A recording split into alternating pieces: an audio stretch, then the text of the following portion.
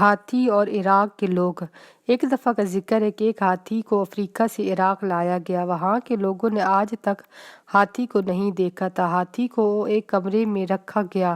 اس کمرے میں بہت اندھیرا تھا۔ کچھ لوگ وہاں آتے ہیں اور کہتے ہیں کہ کیا چیز افریقہ سے لائی گئی ہے۔ کسی کو ہاتھی کے بارے میں پتہ نہیں تھا۔ ان میں سے ایک آدمی کہتا ہے کہ میں کمرے میں جاتا ہوں اور دیکھتا ہوں کہ کیا آیا ہے۔ وہ آدمی کمرے میں جاتا ہے۔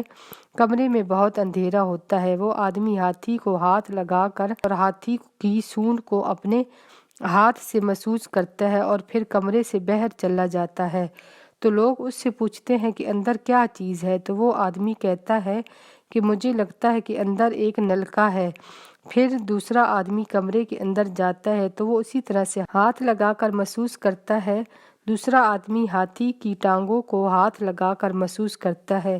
پھر وہ بھی کمرے سے باہر آتا ہے۔ پھر لوگ اس دوسرے آدمی سے پوچھتے ہیں کہ اندر کیا ہے؟ تو دوسرا آدمی کہتا ہے کہ مجھے لگتا ہے کہ اندر کمرے میں ستون ہے۔ پھر تیسرا آدمی کمرے میں جاتا ہے تو وہ اسی طرح ہاتھ لگا کر محسوس کرتا ہے تو وہ ہاتھی کے کانوں کو اپنے ہاتھوں سے محسوس کرتا ہے۔ پھر کمرے سے باہر آ جاتا ہے تو لوگ اس سے پوچھتے ہیں کہ اندر کیا ہے؟ تو تیسرا آدمی کہتا ہے کہ کمرے میں بڑے سے پنکھے ہیں۔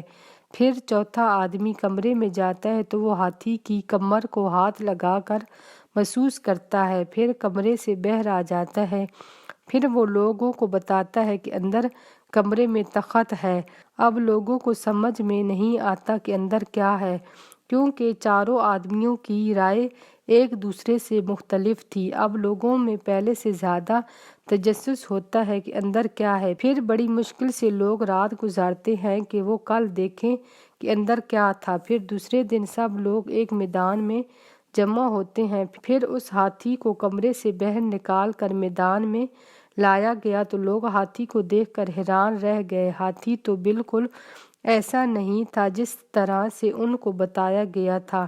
نہ وہ نلکا تھا، نہ وہ ستون تھا، نہ وہ پنکھا تھا اور نہ وہ تخت تھا۔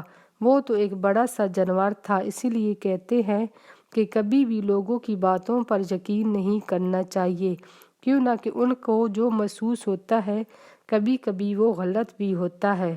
اصل میں چیزیں کچھ اور ہوتی ہیں اور لوگ کچھ اور سمجھتے ہیں اور کہتے ہیں۔ اسی لیے کہ ہر کام خود دیکھ بھال کر کرنا چاہیے۔ اسی لیے سننا کچھ اور ہوتا ہے اور آنکھوں سے دیکھنا کچھ اور ہوتا ہے۔ اسی لیے ہر کام کرنے سے پہلے خود تسلی کر لینی چاہیے۔